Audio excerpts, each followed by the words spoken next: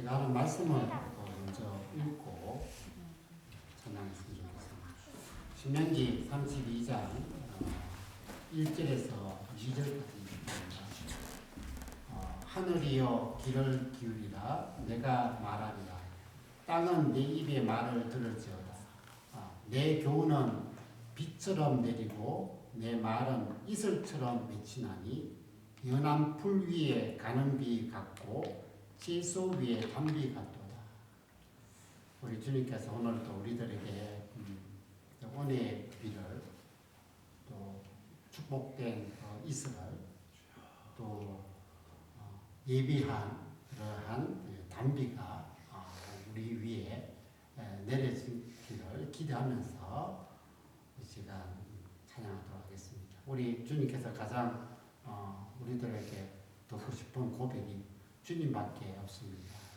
이 땅에 내가 의지하고 바라보고 붙들 것은 우리 주님밖에 없습니다. 라는 것입니다. 오늘 그걸로 가사를 기도로 올려서 주님 앞에 고백하는 시간, 사랑의 고백으로 드리시기를 원합니다.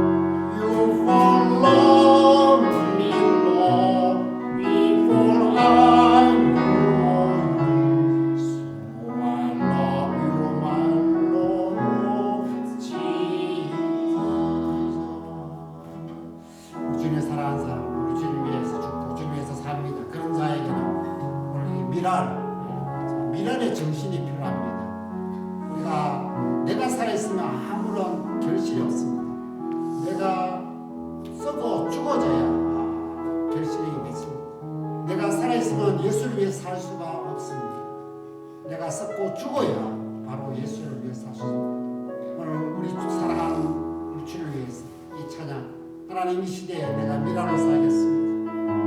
예수처럼 살아가겠습니다. 라는 마음으로 결단의 사명자의 노래를 주님 앞에 불러드리는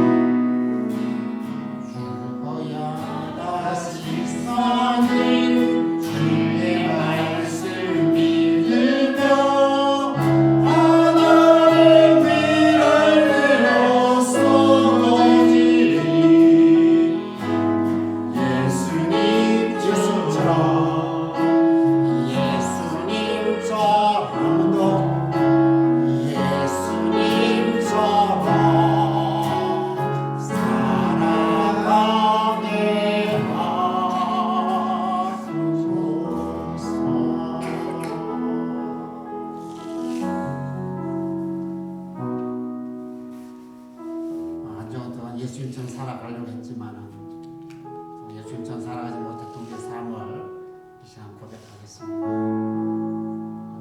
다시 우리를 정결케 하시고 이 땅에 주님의 순부로 주님의 등불로 주님의 향기로 살아갈 수 있도록 우리를 다시 정결케 하시고 우리를 거룩케 해주시고 우리를 순결케 하여 주시고 예수의 피로 우리의 모나고 부족하고 죄 많은 거 다 씻어주시고 다시 한번 미랄처럼 살아갈 수 있는 자로 거듭날 수 있도록 역사하옵소서.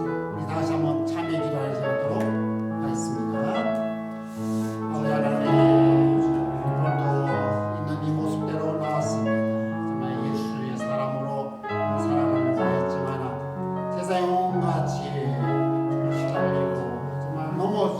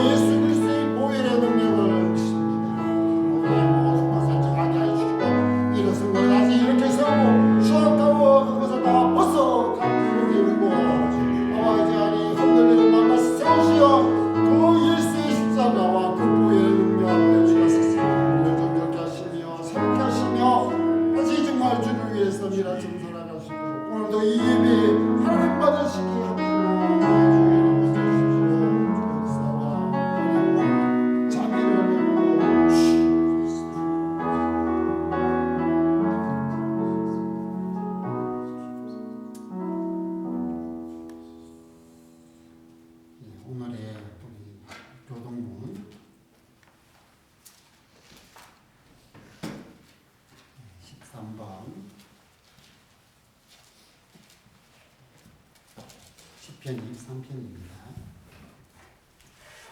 여호와는 나의 목자시니 내게 부족함이 없으리로다.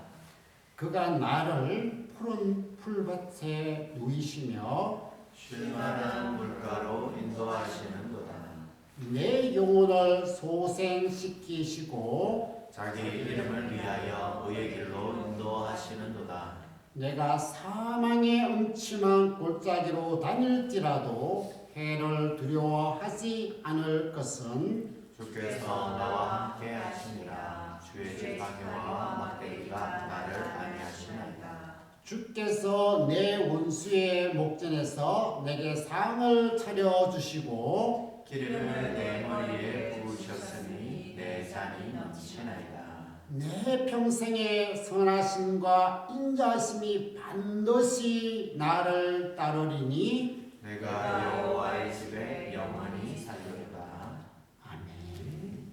우리 함께 우리 신앙을 사도신경으로 성삼위 하나님께 고백하겠습니다. 나는 전능하신 아버지 하나님 천지의 창조주를 믿습니다. 나는 그의 유일하신 아들 우리 주 예수 그리스도를 믿습니다. 그는 성령으로 있게 되어 동정녀 마리아에서 나시고 본디오 빌라도에게 고난을 받아 십자가에 못 박혀 죽으시고 장사된 지 사흘 만에 죽은 자 가운데서 다시 살아나셨으며 하늘에 오르시어 전능하신 아버지 하나님 무비한 자 되시다가 거기로부터 살아있는 자와 죽은 자를 심판하러 오십니다. 나는 성령을 믿으며 거룩한 공교회와 성도의 교제와 죄를 용서받는 것과 몸의 부활과 영생을 믿습니다. 아멘. 네, 오늘 우리를 대표로 우리 성님 기도해 주시겠습니다.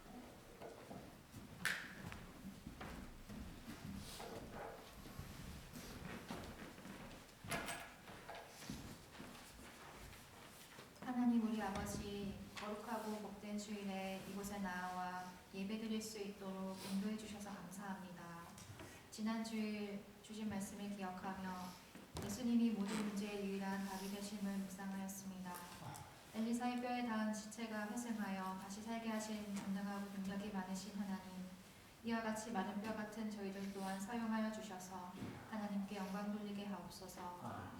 하나님 이 시간 우리들의 죄를 사하여 주시고 예수 그리스도의 이름으로 깨끗하고 새롭게 변화시켜 주셔서 하나님이 받으시는 예배를 드릴 수 있도록 우리를 불쌍히 여겨주시길 간절히 원합니다.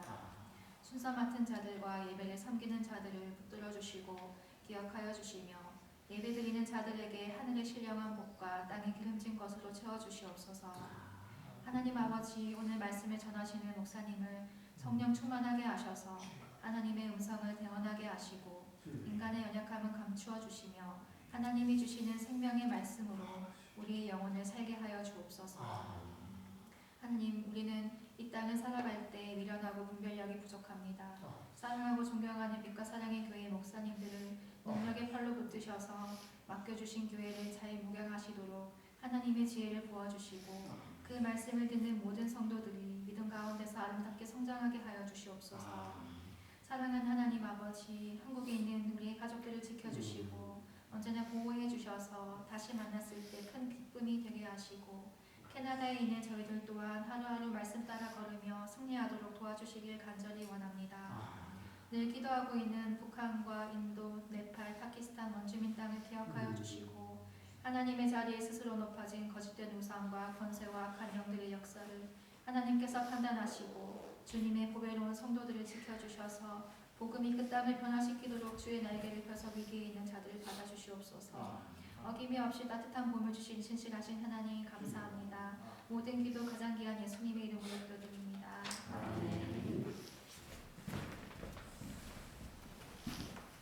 오늘 하나님이 우리에게 주시고자 하신 말씀 창세기 9장 1절에서 17절, 창세기 9장 1절부터 17절입니다. 우리 한 절씩 나눠 교독하도록 하겠습니다. 마지막 절은 다 같이 교독하겠습니다. 창세기 9장 1절부터 17절 하나님이 노아와 그 아들들에게 복을 주시며 그들에게 이르시되 생육하고 번성하여 땅에 충만하라. 땅의 모든 짐승과 공중의 모든 새와 땅에 기는 모든 것과 바다의 모든 물고기가 너희를 두려워하며 너희를 무서워하리니 이것들은 너희의 손에 붙였음이니라. 모든 산 동물은 너희의 먹을 것이 될지라 채소같이 내가 이것을 다 너희에게 주노라. 그러나 고기를 그 생명되는 빛에 먹지 말 것이니라. 내가 반드시 너희의 피이고 너희의 생명의 피를 찾으리니 짐승이면 그 짐승에게서 사람이나 사람의 형제면 그에게서 그의 생명을 찾으리라. 다른 사람의 피를 흘리면 그 사람의 피도 흘릴 것이니 이는 하나님이 자기 형상대로 사람을 지으셨습니다. 너희는 생육하고 번성하여 땅에 가득하여 그 중에서 번성하라 하셨더라. 하나님이 노아와 그와 함께한 아들에게 말씀하여 이르시되 내가 내 언약을 너희와 너희 후손과 너희와 함께한 모든 생물고 너희와 함께한 새와 가축과 땅의 모든 생물에게 세우리니 방주에서 나온 모든 것 곧 땅의 모든 짐승에게니라. 내가 너희와 언약을 세우리니 다시는 모든 생물을 홍수로 멸하지 아니할 것이라. 땅을 멸할 홍수가 다시 있지 아니하리라. 하나님이 이르시되 내가 나와 너희와 및 너희와 함께하는 모든 생물 사이에 대대로 영원히 세우는 언약의 증거는 이것이니라. 내가 내 무지개를 구름 속에 두었나니 이것이 나와 세상 사이의 언약의 증거니라. 내가 구름으로 땅을 덮을 때에 무지개가 구름 속에 나타나며 내가 나와 너희와 및 육체를 가진 모든 생물 사이에 내 언약을 기억하리니 다시는 물이 모든 육체를 멸하는 홍수가 되지 아니할지라. 무지개가 구름 사이에 있으니 내가 보고 나 하나님과 모든 육체를 가진 땅의 모든 생물 사이에 영원한 언약을 기억하라. 하나님이 노아에게 또 이르시되 내가 나와 땅에 있는 모든 생물 사이에 세운 언약의 증거가 이것이라 하셨더라. 아멘. 네, 오늘 하나님 말씀 들으시겠습니다.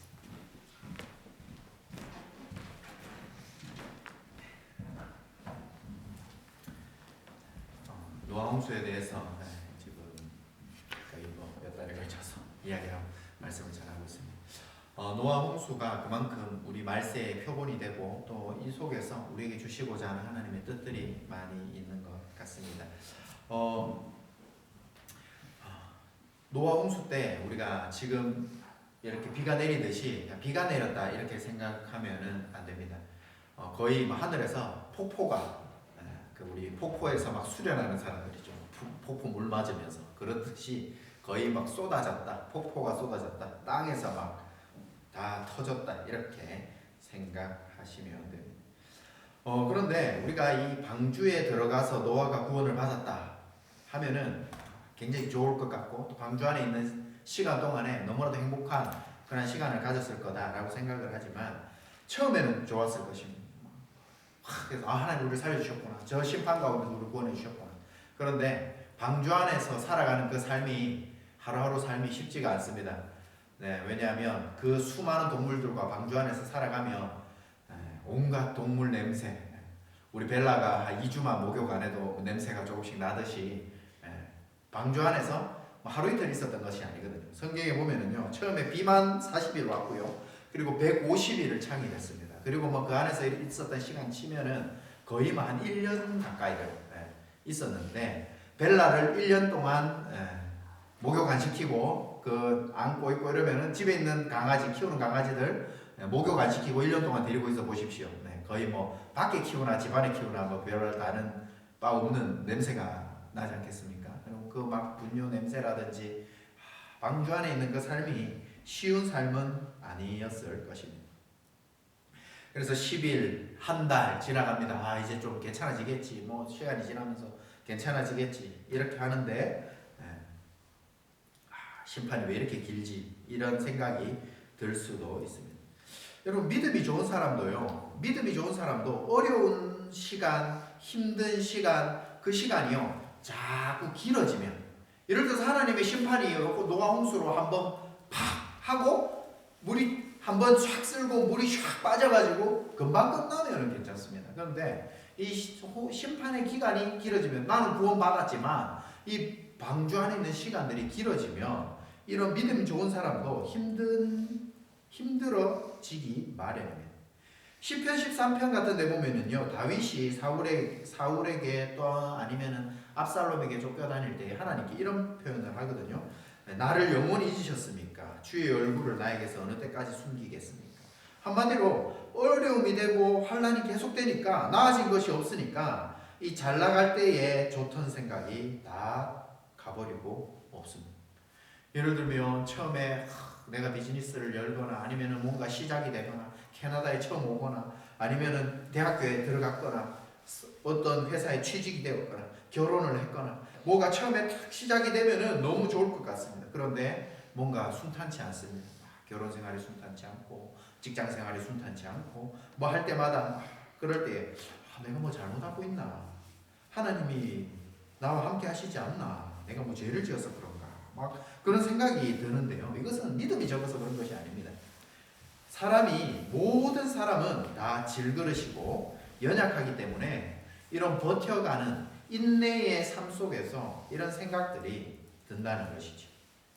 그때에 원래 오늘 본문이 8장부터 저기 9장까지 너무 길어가지고 9장 읽었는데 8장 1절에 보시면은 노아와 그와 함께 방주에 있는 모든 들짐승과 가축을 하나님이 기억하셨다라고 되어 있어요. 그러니까 이 방주 안에 힘든 삶, 버텨내는 삶, 막 동물들과 막 아침 저녁으로 동물 울죠. 멀미하는 막 그 동물들 막 똥도 싸고요. 막 그 냄새 나고요. 막 그 속에서 하나님이 1절에 보면 기억하다라고 되어 있어요.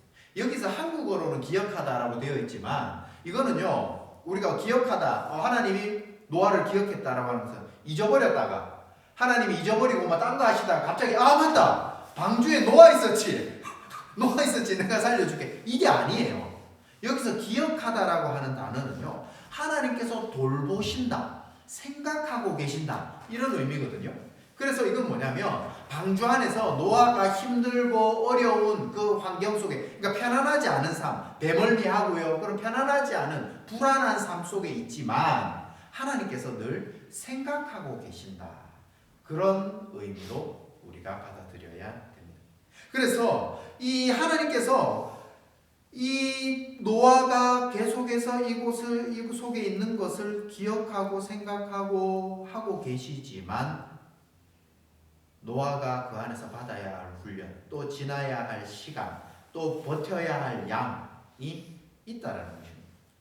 우리가요, 하나님께서 우리에게 어떤 고난 가운데에 또 구원은 해주셨지만 그 가운데 우리가 감내해야 될 것들을 감내하게 하십니다. 근데 이거를요, 우리를 버려뒀고 잊어버렸고 갑자기 그래 내가 너 생각났다 하면서 구원해 주는 것이 아니라는 거예요. 우리를 늘 생각하고 있고요, 하나님께서 우리를 늘 품어주고 계시지만 우리가 그 안에서 감당해야 될 분량들이 각자 있다는 것입니다. 그래서 그 속에서 우리가 연약해지고요, 우리가 힘들어지면은요, 주변 사람들도 등을 돌릴 때도 있고요, 너무나도 힘든 때를 지나갈 때도 있습니다. 그런데 하나님께서 딱 때가 되면, 물이 빠져야 될 때, 방주에서 나와야 될 때가 되면 그렇게 해 주신다는 것입니다. 그런데 그때에 어떻게 하셨는가? 하나님이 바람을 땅 위에 불게 하심에 물이 줄어들었다라고 얘기합니다. 바람이 불어서, 그러니까 하나님께서 이 노아 홍수 물이 가득, 전 지구에 물이 가득 찼는데 이 물을 어떻게 줄어들게 하셨는가? 바람이 불게 하셔서 줄어들게 하셨습니다. 이 바람이 불어서 물이 탁 갈라진 적이 있습니다. 언제냐면 또 모세가 이스라엘 백성들을 이끌고 나옵니다. 그때에 홍해가 앞을 가로막고 있습니다. 그때 기도하죠. 하나님, 이 백성들 어떻게 해야 됩니까? 지금 애국 병사들이 뒤에는 쫓아오고 앞에는 바다가 가로막고 어떻게 해야 됩니까? 할 때에 하나님께서 지팡이를 내밀어라 라고 할 때에 지팡이를 내미니까 우리가 이 모세 때 홍해가 갈라졌다라고 했을 때 그냥 홍해 바다가 그냥 쭉 갈라진 거라고 생각하지만 성경에 보면 동풍이 밤새 불어왔다. 바람이 불어와서 갈라진 겁니다. 이것도 똑같이 하나님의 역사. 바람이 불어서 물이 줄어들기 시작하는 겁니다. 그리고 물이 줄어들기 시작하고 이전에 보면 하나님께서 이제 그 터졌던 폭포수처럼 물이 터졌던 그 하늘의 창문들을 다 닫습니다. 그리고 3절에 보면 물러가고 점점 물러간다. 이거는요 그냥 물이 쭉 빠지는 거 천천히 빠지는 게 아니라 물러가고 점점 물러간다. 이거는 물이 쏴 빠지고 있는 거예요. 엄청나게 빠른 속도로 물이 쫙 빠지고 있는 겁니다. 그거를 표현하고 있는데 그 많은 물들이 어디로 갔을까요? 우리 창조과학에서 이야기하듯이 남극과 북극으로 하나님이 쫙 물을 쫙 빼서 얼려버리죠. 그래서 어쩌면 우리가 이 과학자들이 북극과 남극에서 이 발견되는 열대 동물, 열대 식물들의 흔적이 발견되기도 하죠. 그래서 하나님께서 이렇게 물을 북극과 남극으로 쫙 모아서 얼려버리십니다. 그 다음 4절에 보시면은 일곱째 달 곧 그 달 11의 날에 방주가 아라랏산에 머물렀다라고 이야기를 하고 있습니다. 둘째 달 17일부터 지금 일곱째 달 17일까지 엄청나게 긴 기간 동안 방주가 떠다니다가 일곱째 달에 이제 산에 머물렀습니다. 이 아라랏산이 어딘가? 지금 대부분의 기독교 학자들이 저기 터키와 지금 아르메니아 사이에 거기 아라랏산 그 산 구글맵에 아라랏산을 쳐도 저기가 나옵니다. 있는데 대부분이 그냥 저기다라고 믿고 있어요. 근데 100% 저긴지는 알 수는 없습니다. 왜냐면 그때 내려서 노아가 여기가 아라랏산이라고 깃발을 꽂아놓은 것도 아니고 표시를 해놓은 것이 아니기 때문에 그런데 대충 저쯤이다라고 그냥 다들 대부분의 기독교들이 믿고 있습니다. 그래서 저쪽 근처다. 물이 점점 줄어들고요. 그런데 열째 달, 아까 일곱째 달에 산 위에 멈췄는데 지금 물이 점점 계속 줄어들고 있어요. 열째 달, 10월 10번째 달까지 이제 산에 봉우리들이 보이기 시작합니다. 이제 하나님께서 봉우리들이 보이니까 이제 하나님께서 나를 생각하고 계시는구나. 이제 점점 심판이 끝나가는구나. 이런 생각이 들 수도 있었을 것입니다. 우리의 불만이 뭘까요? 우리 신앙생활하면서 우리의 고민들이 뭘까요? 하나님께서 우리의 삶 가운데, 우리 믿음의 신앙생활을 하는 가운데에 찾아오는 우리 삶 가운데에 찾아오는 이 땅에서 살아가면서 나타나는 그런 어려움들, 왜 하나님께서 빨리 안 끝내주시는가? 하나님께서 왜 빨리 안 끝내주시고, 왜 빨리 부흥이 안 일어나고, 왜 빨리 내 삶의 어려움이 안 끝나고, 이런 생각들이 들 때마다 하나님께서는 언제 역사하시는가? 우리의 인생이나 우리의 직장이나 우리의 가정이나 언제 역사하시는가? 우리의 인내의 한계가 임계점을 넘었을 때, 나 진짜 도저히 못 참겠어. 이 정도 하는 나 이 정도 참았으면 진짜 참았어. 나 도저히 못 참겠습니다. 이런 임계점을 넘었을 때, 임계점을 넘고 나서도 얼마 있다가 하나님께서 역사하시는 경우가 많습니다.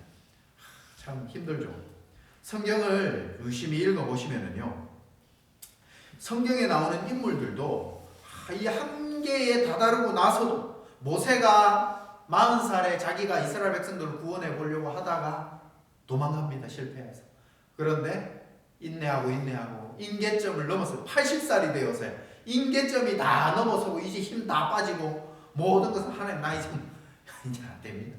이제 나는 할 수 없습니다. 내 힘 다 빠지고 내가 그래도 40살 때 짱짱할 때 막 나가서 물리치고 막 이스라엘 백성들이 끌고 머리 팽팽 돌아갈 때 영어도 막 잘 기억되고 입력될 때 뭔가 해야지. 이제는 80살 돼가지고 어제 아침에 뭐 먹었는가도 잘 까먹습니다.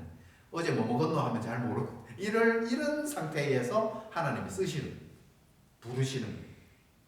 하나님께서는요, 왜 우리를 이렇게 할까요? 왜 인내가 바닥을 다 드러내고, 더 이상 바닥을 다 드러내고, 더 드러내고, 이제는 더 이상 인내가 할 수 없을 때, 완전 끝내야 되겠다. 막, 이제 나는 막, 끝내야 되겠다. 이럴 때 하나님이 왜 도와주실까? 왜 그럴까요? 하나님께서 모든 것을 하나부터 열까지 하나님이 하셨다라는 고백을 듣고 싶으셔서 그렇습니다. 예를 들어서요, 우리가 기도 조금만 하면 바로바로 응답되면은요, 우리는 어떻습니까? 우리 마음속에, 야, 내가 우리 집이 저번에 가세가 기울었을 때 하나님 앞에 내가 딱 결단하고 짐 딱 싸매고 막 기도하러 갔잖아. 금식기도 막 하고 막 40일 동안 내가 막 거기서 막 나무 뿌리를 붙잡고 그렇게 기도하니까 막 하나님이 해결해 줬잖아 하면서 결국엔 하나님이 해결해 줬다라고 말하면서 뭐를 자랑합니까? 내가 나무 뿌리 잡은 거예요. 내가 짐 싸고 내가 밥을 굶은 거를 자랑하기 위해서 그렇게 하는 것을 하나님이 원하시지 않는다는 거예요. 하나님의 약속이 있을 때에도 하나님의 약속과 전혀 반대로 돌아가는 경우가 많이 우리 삶에 일어난다 할지라도 하나님 도대체 나한테 왜 이렇게 하십니까? 어찌하여 나를 이렇게 하십니까? 하나님 나를 불러주셨는데 이럴 때가 성도에게는 위기이지만 그럴 때 어떻게 해야 됩니까? 노아가 방주 안에서 버틴 것처럼 방주 안에 버티고 있어야 됩니다. 믿음 안에 버티고 있어야 한다는 것입니다. 하나님께서는요, 힘든 그때에 세상은요, 기다려주지도 않고 하나님 바로 심판하시지만 성도는요, 훈련시키시고 그것이 훈련이고 연단이고 하나님께서는 그것을 더 좋은 곳으로 인도하시기 위한 방편으로 사용하시는데 노아가 그것을 잘했습니다. 6절에 보시면 40일이 또 지났습니다. 지금 40일이 또 지났어요. 그 방주의 창문을 열고 이제 까마귀 내보냅니다. 근데 까마귀가 어떻게 하나요? 막 날아서 왕래를 하는데 까마귀는 부정한 짐승입니다. 부정한 짐승이고요. 썩은 고기를 좋아합니다. 그래 보니까 밖에 나가보니까 완전 뷔페예요. 막 오만 거 막 동물 막 사람 막 아무거나 다 먹을 수예요. 그래 그거 먹느라고 돌아오지 않습니다. 그래서 8절에 보면 다시 비둘기를 내놓습니다. 비둘기는 정결한 짐승이죠. 그리고 비둘기는 젖은 곳에 잘 앉지 않습니다. 그래서 막 다니다가 다시 돌아오지요.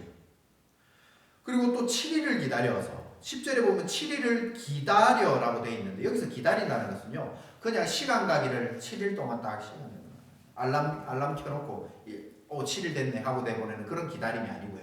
여기서 기다림은요, 엄마가 아이를 뱃속에 놓고 출산을 기다리고 있는 그런 기다림. 그래서 그 해산하는 기다림. 그래서 그 기다림은 뱃속에 나 혼자 사는 것도 힘든데 뱃속에 아이를 품고 막 마지막 9달, 10달 됐을 때는 막 옆으로 돌아 눕지도 못합니다. 막 제대로 이렇게 막 누워서 배돌리기도 힘든 그러한 기다림이거든요. 그러니까 이 7일을 기다렸다는 것은 굉장히 힘든 기다림이었어요. 그때에 이 기다려서 다시 비둘기를 내어 놓습니다. 그때 이 비둘기가 이제 저녁에 돌아왔는데 감람나무 잎사귀를 입에 물고 돌아왔는데 노아가 땅에 이제 물이 줄어든 줄 알았습니다. 그런데도 물이 이제 줄어들었으니까 감람나무 잎사귀를 물고 왔으니까 이제 문 열고 나갈 법하죠. 갑갑해 죽겠네. 이 냄새, 와, 이 동물 냄새 막 죽겠다. 지금 이 안에 지금 얼마나 오랫동안 있었습니까? 죽겠다. 그런데도 또 7일을 기다려서 비둘기를 12절에 내놓습니다. 그때에는 이제 비둘기가 다시는 돌아오지 않죠. 우리 같았으면 어떻겠습니까? 와 하면서 이제 문빵 차고 막 이제 여기 밖에 상쾌한 공기 한 마셔보자 하면서 이제 바로 막 나왔어요. 그런데 노아는요, 이렇게 비둘기가 돌아오지 않는 그 상황에서도 나오지 않습니다.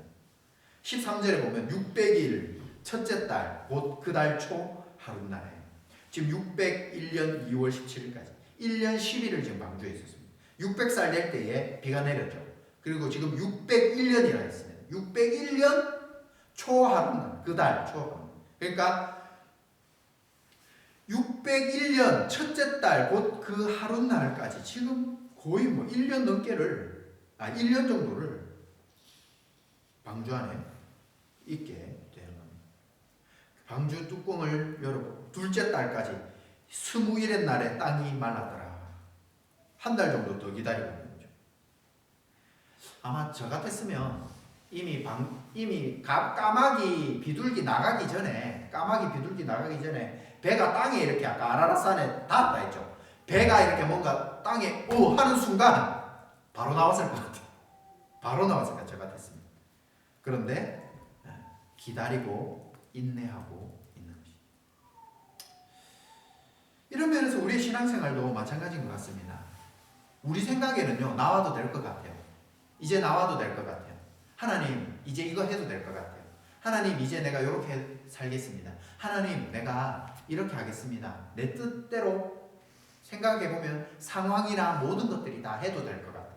그런데 하나님께서 아직 기다리라고 하신 거죠. 우리가 돈을 벌어야 할 때가 있고, 기도를 해야 할 때가 있고, 우리가 믿음 가운데에 성교를 해야 될 때가 있고, 교회 봉사해야 될 때가 있고, 훈련을 받아야 될 때가 있습니다. 그런데 하나님께서 우리에게 그 때를 말씀해 주실 때까지는 인내가 필요합니다. 막 우리가 우리 힘으로 뭔가 막 해보려고, 우리 힘으로 막 뭔가 막 일으켜 보려고 막 할 때가 많이 있는데, 하나님의 말씀, 하나님의 음성이 들릴 때까지 인내와 기다림과 훈련의 시간이 좀 필요할 때가 있습니다. 제가 이렇게 말한다고 해서 반대로 게으르게 아무것도 안 하고 가만히 있으라 소리가 아닙니다. 가만히 있으라 소리가 아니라 내 의지로 방주가 땅에 도착했으니까 이제 막 문 열고 막 내 맘대로 나가려고 하지 말라는 것이죠. 노아는 언제 나옵니까? 8장 15절에 보시면 하나님이 노아에게 말씀하시되 16절에 방주에서 나오고, 하나님께서 방주에서 나오라 말씀하시니까 그때 나오는 겁니다. 좀 힘듭니다. 냄새가 너무 많이 납니다. 방주 안에 갇혀 있으니까 온몸이 찌뿌둥하고요. 너무 힘들어요. 그런데 상황도 이제 나가도 될 것 같아요. 바깥에 다 말랐어요. 문 열고 나가도 될 것 같아요. 이제 하나님의 지경, 하나님의 나라를 내가 확장해도 될 것 같아요. 그런데 뭐를 기다리고 있습니까? 하나님의 말씀이 떨어지기를 기다리고 있는 것입니다. 그때에 전부 다 나옵니다. 19절 보면은요, 아들들과 아내와 며느리까지 땅의 짐승들까지 다 방주에서 종류대로 나왔더라. 배가 땅에 쿵 부딪혀도 안 나왔고요. 까마귀 보냈는데도 안 나왔고요. 비둘기 보내도 안 나왔고요. 이 비둘기가 안 와도 안 나왔고요. 이 밖에 창문 열고 보니까 다 말랐는데도 안 나왔습니다. 하나님이 말씀하시되 나왔습니다. 사랑하는 성도님들, 우리의 삶이 이랬으면 좋겠습니다. 말씀대로 살지 않는 사람들은요, 돈이든 명예든 내 눈에 좋은 대로 내가 상황을 판단하기에, 내가 경험이 아니면 주변 사람들의 말을 듣고 행동하고 취합니다. 그런데 노아와 에녹은요, 하나님의 말씀을 듣고 말씀대로 동행하며 가더라는 것입니다. 하나님이 말씀하셔야 하는 것이 동행입니다. 나의 모습은 어떻습니까? 하나님과 동행하고 계십니까? 하나님께 물어보기라도 하십니까? 기도의 호흡이 깊어져야 됩니다. 그래서 하나님께서 말씀하시는 것을 분별할 수 있는, 하나님 내 안에 계신 성령님, 하나님이 주시는 말씀을 분별할 수 있는 지혜와 은혜를 더하여 달라고 기도해야 합니다. 그래서 노아가 이렇게 살았던 것입니다. 여러분, 때로는 방주 안에 있는 그 시간, 우리가 인내해야 되는 시간, 힘든 시간, 고난의 시간, 어려운 시간을 우리가 지나가고 있다면 그것은 우리 인생에 쓸데없는 시간이 아닙니다. 방주 안에서 하나님의 음성을 들을 준비를 하고 있는 시간입니다. 우리가 힘든 시간을 지나가고 있다면, 어려운 시간을 지나가고 있다면 하나님께서 우리에게 말씀을 주시는 그 시간이 오기까지 기다리고 인내하고 하나님 앞에서 연단되어져 가는 시간이라는 것을 기억하시기 바랍니다. 우리는 힘든 시간을 지나갈 때요, 이 시간이 막 쓸모없는 시간 같고요, 막 힘든 시간이 있고요, 나한테 손해되는 시간, 뭔가 안 되는 시간, 안 풀리는 시간은요, 우리 인생에 쓸모없는 시간 같습니다. 하나님 나한테 왜 이러십니까? 이렇게 됩니다. 그런데 그 시간들이요, 하나님께서 우리에게 말씀을 주시려고 우리를 성숙시키고 방주 밖으로 나올 준비하시고, 하나님이 이제 나와라라고 하는 그 음성을 분별하여 들을 수 있는 그 믿음의 때가 되도록, 그래서 우리가 그 때를 잘 견디고 그 때를 말씀과 기도로 잘 이겨내시기를 주님의 이름으로 축복합니다. 그런 사람은요, 말씀 따라 사는 사람은요, 제일 먼저 나오자마자 무엇을 합니까? 20절에 노아가 여호와께 제단을 쌓았다라고 말씀하고 있습니다. 제일 먼저 번제를 드렸습니다. 번제를 제일 먼저 왜 드렸을까요? 노아는요, 이 홍수가 왜 일어난지 보았습니다. 하나님을 떠난 자들이 자기 마음대로 살아가다 보니 예배가 있어야, 번제가 있어야, 나 대신 피 흘림이 있어야 그것 때문에 하나님의 진노가 멈춰지고 있고, 하나님의 진노가 이 땅 가운데 쏟아지고 하나님의 심판이 이 땅 가운데 쏟아지는 것을 예수 그리스도의 보혈의 피가 막고 있구나. 예배가 끊어지고 동행이 끊어지니까 인간인지 동물인지 구분도 안 가고, 짐승처럼 돈 벌고 성공하고 빼앗고 전쟁과 육체의 쾌락 속에 살아가는 그러한 모습 속에 하나님께서 성령을 거두어 가셨고, 인간은 더욱 악해지다 보니 홍수로 죽임을 당하더라는 것입니다. 그래서 가장 먼저 노아가 회복돼야 되는 것, 방주에 나와서 제일 먼저 회복돼야 될 것이 예배구나. 예배 속에서 나의 죄가 깨끗하게 되고 예수 그리스도의 보혈의 능력으로 내가 살아가는 것, 이것을 깨달았고, 하나님의 진노를 예배가 막고 있었구나라는 것을 노아는 깨닫게 되었던 것입니다. 하나님의 백성들은요, 예수 그리스도를 믿는 믿음으로 예배를 하나님 앞에 드립니다. 그때에 예수 그리스도를 믿는 믿음으로 예배를 드릴 때에 내 죄가 예수님께 넘어갑니다.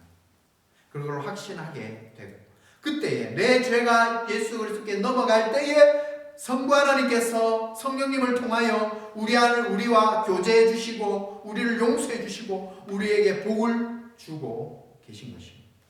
근데 사람들이 몰랐습니다. 예배를 통해서, 이 제사를 통해서, 이 제사를 드리면서도 오실 예수 그리스도에 대한 상징이며 하나님의 제사로 말미암아 하나님의 저주와 심판이 나에게 임하지 않고 그 제물에게 임하고, 또 이미 십자가에서 우리 예수님에게 그 진노가 다 임한 것을 못 믿고 살아간다는 것입니다. 이스라엘 백성들을 애굽에서 건져주시고 출애굽할 때에 시내산으로 끌고 가셔서 출애굽기 19장 5절에 이렇게 이야기합니다. 세계가 다 내게 속하였나니 너희가 내 말을 잘 듣고 내 언약을 지키면 너희는 모든 민족 중에서 내 소유가 되겠고 너희가 내게 대하여 제사장 나라가 되며 거룩한 백성이 되리라. 너는 이 말을 이스라엘 자손에게 전하지. 결국 너희 나라에 예수 그리스도가 오셔서 천하 만민이 심판을 면하고 복받게 해주겠다. 이스라엘 백성이요, 하나님께서 율법을 다 주기도 전에 말씀하십시오, 우리가 준행하겠습니다 라고 할 때에 하나님께서 그런 소리 하지 말고 율법을 다 들어봐라 하면서 십계명과 613개의 율법을 주십니다. 이 율법을 다 들은 이스라엘 백성들이 뭐라고 합니까? 하나님, 우리가 이 말씀을 다 준행하겠습니다. 말씀 들을 때만 해도요, 예수님 처음 믿을 때만 해도요, 내가 말씀대로 다 살 수 있을 것 같아요. 내가 하나님의 은혜 가운데에 율법을 다 지키면서 살 수 있을 것 같아요. 그런데 인간이 얼마나 타락한 존재인지를 잘 못 깨달아서 그렇습니다. 그래서 이 모세가 말씀 받고 산에 올라가 있는 그 동안에 뭘 합니까? 금송아지 신나게 만듭니다. 하나님이 주신 율법 10계명과 613개 중에 저기 612번째, 613번째 너무 뒤에 있어가지고 기억을 못해가지고 못 지킨 게 아니고요. 첫 번째 1계명, 2계명. 너는 나 외에 다른 신들을 내게 말지. 그리고 어떤 형상도 만들지 말라. 10계명, 1계명, 2계명을 모세가 올라간 지 얼마 되지도 않아서 1계명, 2계명부터 어깁니다. 하나님 내가 말씀대로 살겠습니다 해놓고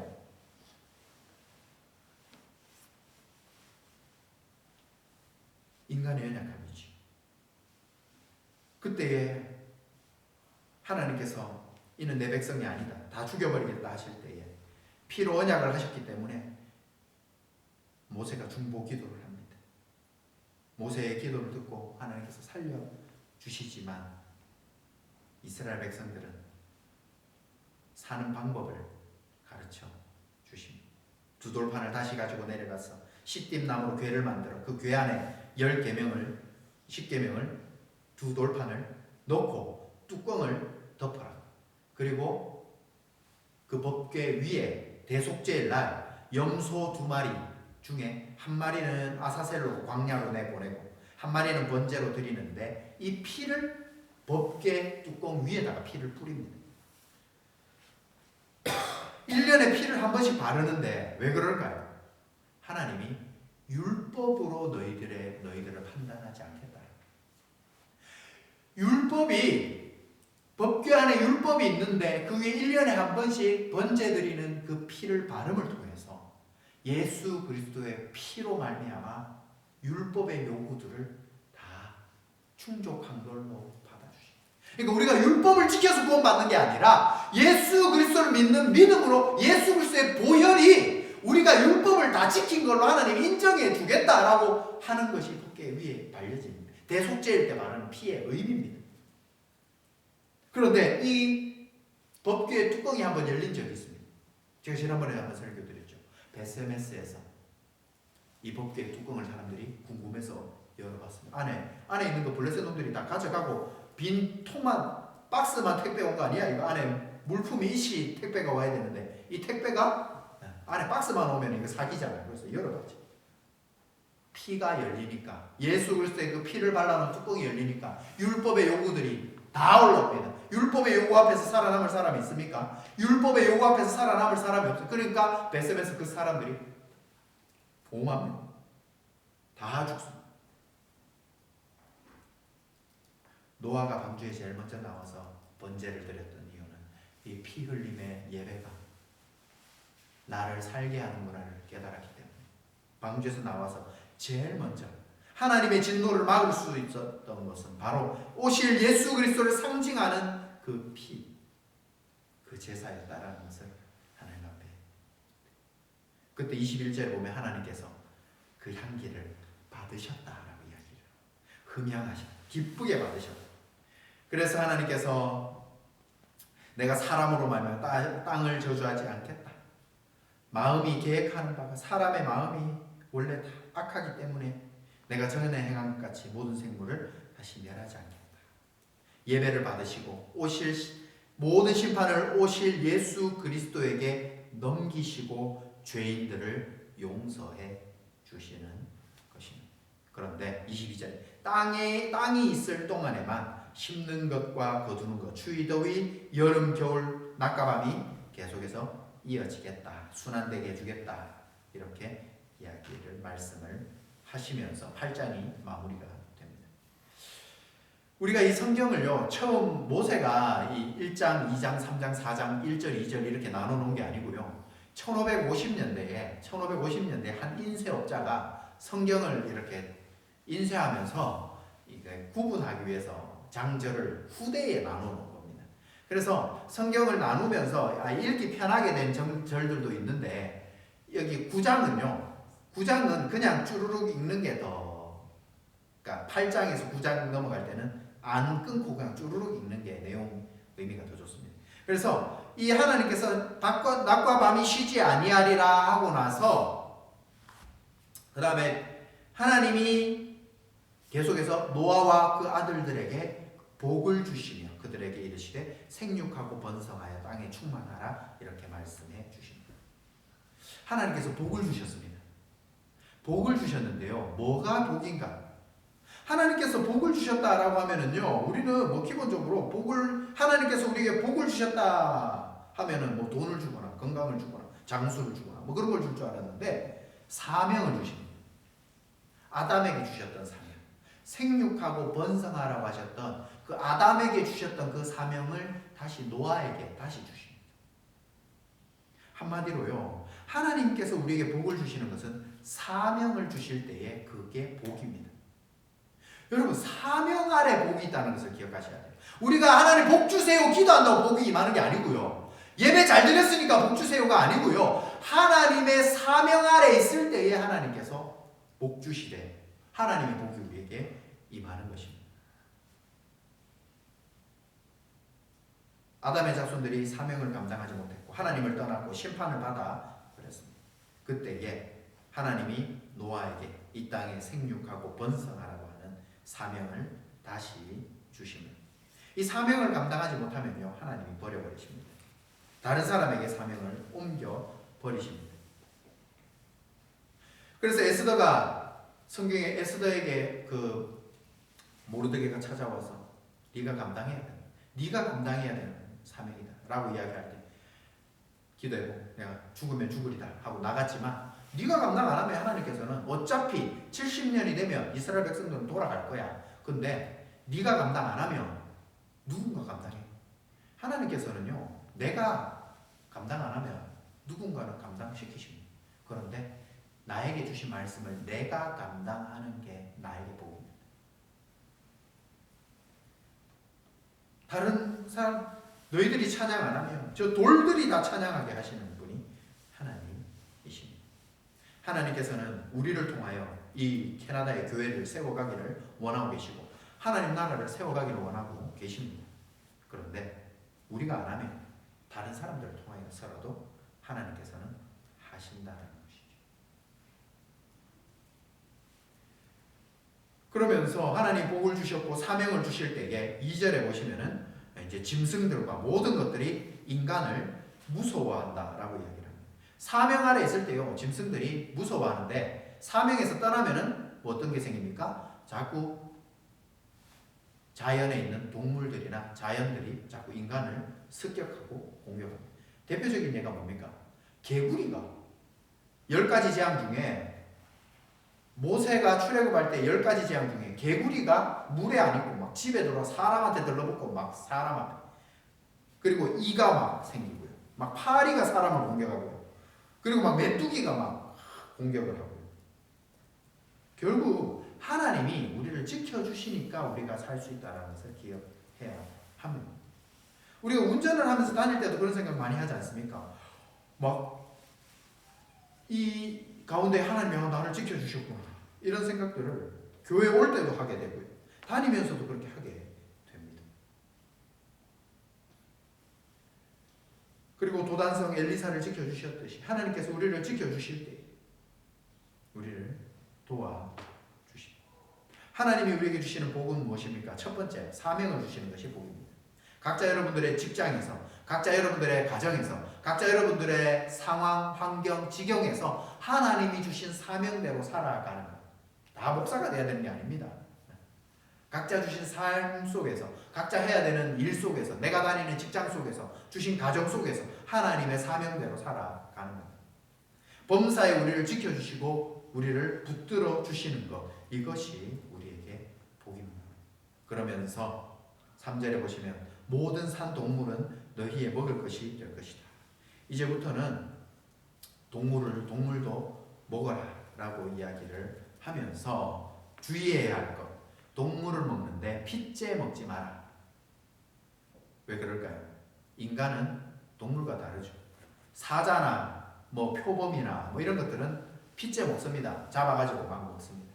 그런데 하나님께서는 예수 그리스도가 오실 때까지는 이 피는 사람을 정결하게 하는 데만 쓰임받는 용도로 인식되기를 원하셨고 그렇게 쓰이기를 원했습니다. 피는 생명이었습니다. 그래서 하나님께서 이 피를 흘린 것, 이 피를 통해서 핏째 먹는 것을, 피를 아무 때나 먹고 피를 아무 때나 사용하지 않게 하기 위해서 그렇습니다. 노아의 후손들이 이제 방주에서 나와서 동물을 잡아봐라 했을 때에 여러분 혹시 집에 키우는 닭의 목을 비틀어 본 적이 있으십니까? 처음에요, 닭 한 마리 잡아보려면은요, 날아다니 퍼득거리는 닭의 날개만 잡고 있는 것만 해도 힘듭니다. 저는 시골에서 자라서 저희 시골 사택 뒤에다가 이제 성도님이 토종닭을 한 마리 주셔가지고 토종닭을 키우는데, 와, 지금 노아 이전에는요 채식만 했어요. 동물을 잡아본 기억이, 도축을 해본 경험이 없어요 지금. 그런데 예를 들어서 이제 도축을 한번 하다 보면 사람은 계속해서 피를 보고 도축을 하다 보면 나중에 짐승을 잡아 죽이고 사람을 잡아 죽이고 하는 데 있어서 별 그런 것들을 못 느끼게 될까봐 하나님께서는 동물을 잡아서 요리해서 먹도록 그렇게 하시는. 그래서 결국에 하나님께서 이제 8절에서 17절까지 한 번에 쫙 보시면요, 이제 노아와 방주에서 나온 사람들이 가장 두려웠던 게 뭘까요? 살아가면서 가장 두려웠던 게, 가장 두려웠던 거는 구름만 끼면 가장 두렵습니다. 하나님께서는요, 그들이 무엇을 가장 두려워하시는지, 그 마음속에 무엇을 가장 힘들어하는지를 알고 언약을 주십니다. 구름이 끼더라도 비가 오더라도 두려워하지 말라 무지개를 주면서 내가 물론은 다시 심판하지 않겠다라고. 그 마음속에 두려움, 마음속에 그전에는, 방주 전에는 비가 뭔지도 몰랐고 아무도 방주에 안 탔지만 이제 방주에 타고 1년 넘게 방주 안에서 물이라면 지긋지긋하고 비라면 지긋지긋하고 완전히 막 다시 비가 오면 와 이거 또 심판받는 거 아닌가 막 불안해가지고 살 그런 인간들에게 하나님께서 불안하게 살지 말아라, 사명 가운데 편안하게 살아라라고 그 마음속에 불안한 것까지, 마음속에 두려운 것까지 하나님께서 해결해 주시는 내용이 바로 8절에서부터 17절까지 언약을 주고 계신 것입니다. 사랑하는 성도님들, 하나님께서 우리의 마음에 평강하기를, 평안을 가지고 살아가기를 원하십니다. 구름이 떠도 무지개가 보일 때마다 하나님께서 이 평강을 잃어버리지 않도록 살게 해 주시는 겁니다. 비 올 때마다 또 홍수가 일어나는 건 아닌가, 또 다 쓸려가는 건 아닌가, 그렇게 걱정하지 않고 살게 해 주신다는 것입니다. 사랑하는 성도님들, 우리는 방주 안에서 인내의 기간들이 있습니다. 내가 방주 나가고 싶다고, 또 다 된 것 같다고, 방주 밖에 다 말란 것 같다고 문 박차고 나가는 것이 아니라 하나님이 말씀하셨을 그때까지 참고 인내하고 그 더러움 속에서도 참았던 노아. 나오자마자 예배가 끊어질 때에 이런 일이 생기는구나를 알았던 노아. 그리고 구름만 보이면 두려워지는 그 마음속에 평안함을 주셨던 하나님. 그 삶을 기억하시면서 저와 여러분들의 삶 속에 이러한 삶이 있기를 주님의 이름으로 축복합니다. 모든 것이 하나님 은혜 가운데에 우리의 믿음이 걸어가는 삶 속에 모든 것이 내 뜻대로 되고 내 열심대로 되고 내가 계획한 대로 다 안 된다 할지라도 하나님이 말씀하신 그때에 방주의 문이 열릴 것이고, 우리가 하나님 앞에 예배 드릴 때에 하나님의 진노가 멈추어질 것이며, 우리가 구원받아 예수 그리스도의 그 십자가의 사건이 나의 구원이 될 것이며, 또한 이 땅에 조그마한 징조만 보여도 두렵고 이 땅에 조그마한 불안함만 있어도 마음속에 두려움이 찾아올 그때에 하나님께서 무지개로 언약을 주시면서 마음의 평안함으로 이 땅 가운데 마음껏 사명으로 살아가고 말씀해 주시는 그 하나님의 은혜가 저 여러분들의 있기를 주님의 이름으로 축복합니다. 이 시간 같이 기도했으면 좋겠습니다. 마지막에 기도 제목, 방주 안에서 인내하였던 노아처럼 인내의 삶을 살게 해주시고 예배 위하여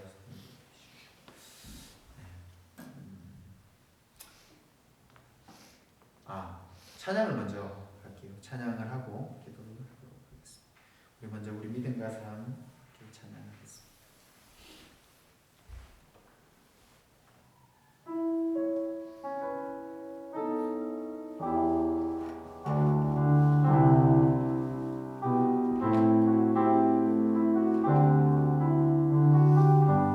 믿음과 삶을 살아내는 믿음과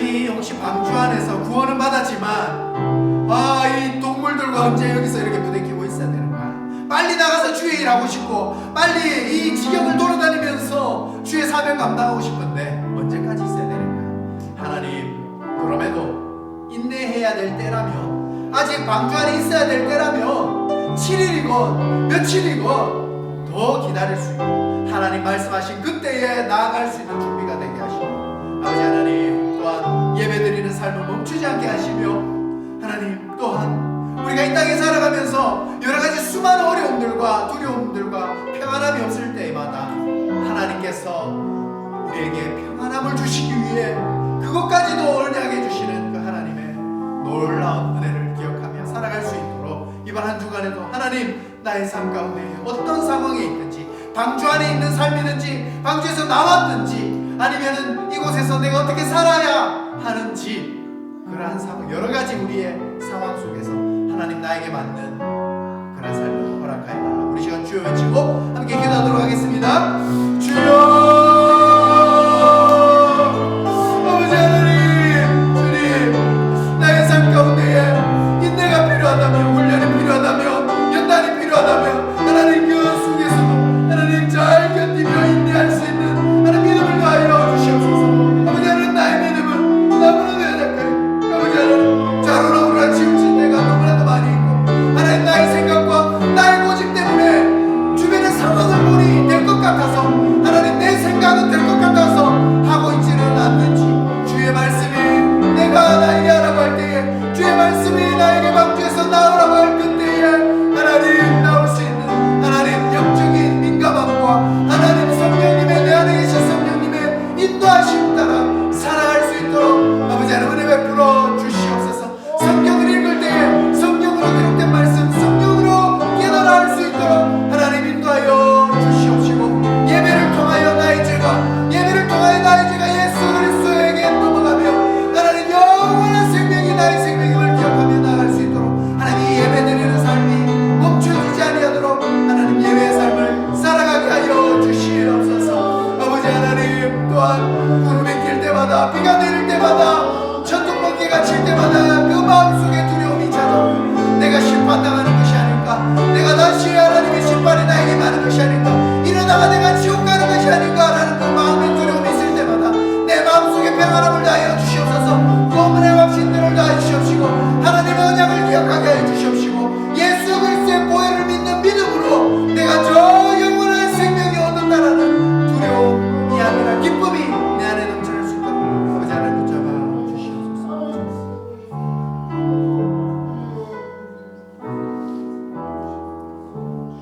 사랑하는 공생하신 우리 아버지 하나님, 오늘도 예배를 통하여 우리에게 주시는 말씀이 우리에게 생명이 되게 하여 주시옵소서.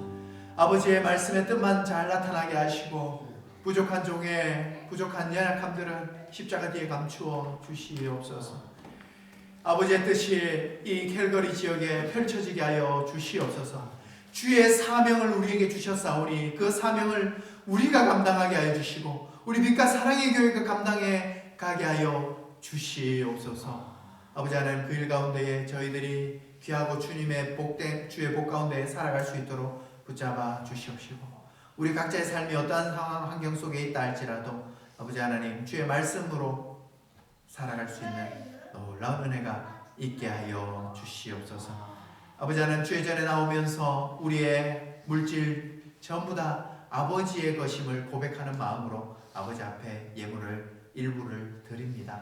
아버지 하나님, 이 예물이 쓰이는 곳마다 아버지의 영광이 드러나게 하시고 아버지의 나라가 확장되는 귀하고 복된 역사가 일어나게 하여 주시옵시고, 아버지 하나님, 드릴 때에 인색함으로나 연약함으로 드리지 않게 하셔서 그 마음과 물질과 그 드리시는 분까지 아버지 하나님 흠양하여 주셔서 그들의 삶에 복의 복을 더하사 물질로 어려움 당치 않게 하여 주시옵소서. 건강으로 어려움 당치 않게 하여 주시옵시고, 하나님 영적으로 공부하지 않도록 늘 채워주시는 은혜가 넘쳐나게 아버지 하나님 채워 주시옵소서.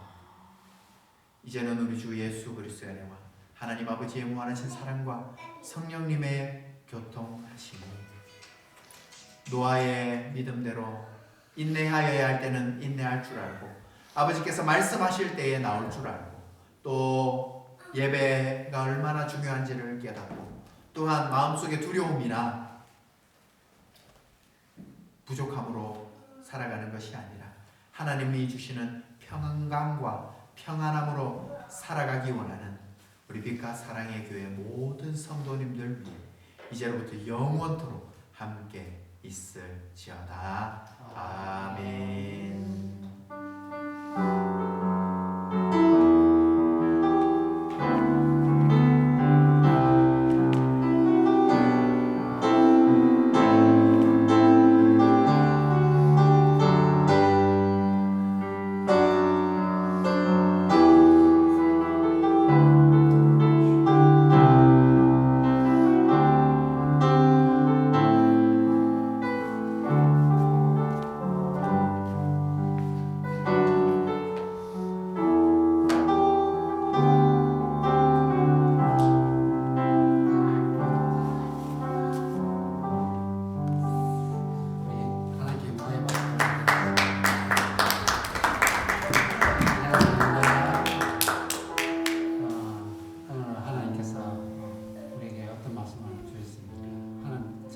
기억해야 될 것.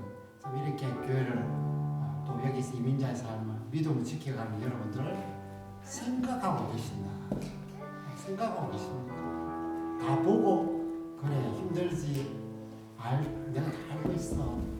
내가 또 준비해놨어. 그리고 또 주께서 복을 우리에게 항상 주실 거라고 생각합니다.